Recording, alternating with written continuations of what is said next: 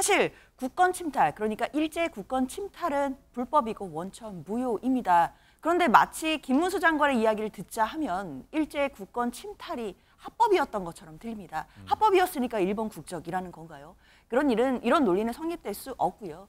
일제 국권 침탈 자체가 불법이었고 원천 무효였고, 그리고 1919년 임시정부 수립 이전에는 결국 대한제국의 국민인 것이고 19년 이후에는 임시정부, 그러니까 대한민국 국민인 것 아니겠습니까? 사도광산과 관련돼서 지금 수년째 일본과 지금 논쟁을 벌이고 또 공방을 벌이면서 우리가 우리의 어떤 그 의견을 지금 관철시키고 있습니다. 이런 와중이라면 어느 지식인이든 아니면 오피니언 리더든 간에 이 당시에 사도광산에서 어떤 문제가 있었는지가 다 보도가 됐어요. 최소한 공부하지 않아도 그런 시사를 따라가는 사람이었다면. 자, 인사청문회 당시에 일제감정기 시절 우리 선조의 국적은 일본이다. 이렇게 얘기해서 굉장히 역사관 논란에 휩싸였는데, 자, 어제 열린 국회 예결위 전체회에서도 자, 기존 입장을 되풀이해서 또 다른 논란과 많은 말들이 나왔습니다. 한번 듣고 오시죠. 김문수 장관은 일제치하에서 살았던 우리 선조들의 국적이 일본이라고 말했습니다. 그럼 어디 국적입니까? 의원님 생각에는 일본 국적이 아니면 어디 국적입니까? 장관은 인천 모 교회에서 강연하면서 1919년은 일제 식민지 시대인데 무슨 나라가 있느냐 이런 말씀하신 적 있죠? 임시정부지 그게 국가가 아닙니다. 일제시대 때 우리 송기정 선수가 일장기를 달고 베를린 올림픽에 출전했다고 해서 매국노가 아니고 애국자죠. 예, 여러분들은 어떻게 들으셨습니까? 저 같은 경우에는 이제 이 가슴으로 한 생각 없이 너무 머리로만 생각하는 거 아니냐 이런 생각도 사실 좀 들긴 했는데, 자, 장윤주 부위원장님, 이 송기정 선수가 일본 국적으로 올림픽에 출전한 것 1948년이었던가요? 그 얘기를 하면서 우리 선조 국적은 일본이다라고 고수했습니다. 어떻게 들으셨습니까? 사실 저 장면을 지켜보시는 국민들께서 참으로 마음이 아프셨을 것 같습니다. 우리나라 2024년 대한민국의 고용노동부 장관의 입에서 나오는 이야기이기 때문에 더욱 참담한데요. 사실 국권 침탈, 그러니까 일제 국권 침탈은 불법이고 원천 무효입니다. 그런데 마치 김문수 장관의 이야기를 듣자 하면 일제 국권 침탈이 합법이었던 것처럼 들립니다. 합법이었으니까 일본 국적이라는 건가요? 이런 논리는 성립될 수 없고요.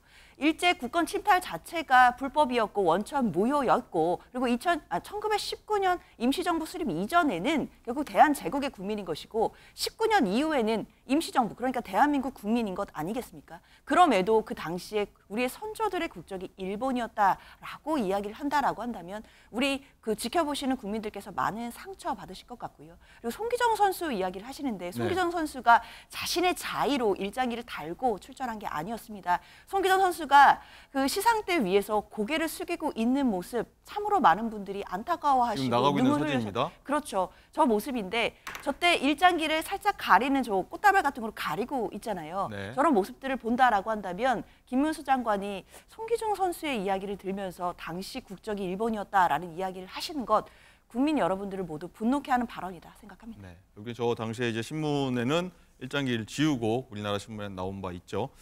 어쨌든 이 또 다른 질의가 나왔는데 김문수 장관이 이렇게 얘기했습니다. 어떤 질의가 어땠냐면 일본 사도광산 군함도 등에서 일하는 조선인들은 자발적으로 돈을 벌러 간 노동자인가 아니면 강제로 끌려간 노예인가 이렇게 질의했는데 김 장관이 자, 그 부분은 공부 안 해서 정확하게 모르겠다. 이렇게 얘기를 해서 또 많은 얘기들이 나왔습니다. 이종호 실장님 어떻게 보셨습니까? 사도광산에 끌려갔던 당시에 우리 조선 또 조선이라고 얘기하면 또 그렇지만 어쨌든 우리 국민들은 네.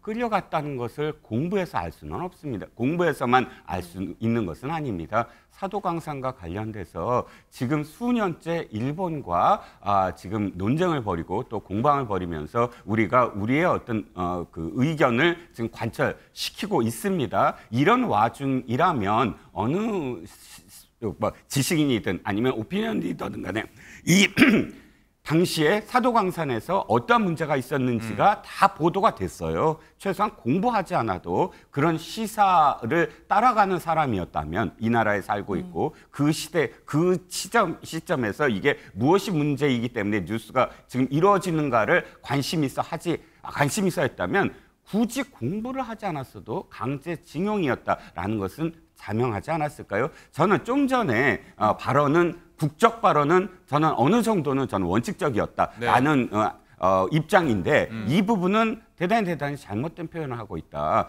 공부를 해서 우리가 알 수 있는 것과 가슴으로 알 수 있는 것과 또 우리 국민이기에 당연히 알 수 있는 것과 여러 가지가 있지만 이 부분은 공부를 해서만 알 수 있는 건 아니라고 생각을 합니다. 네.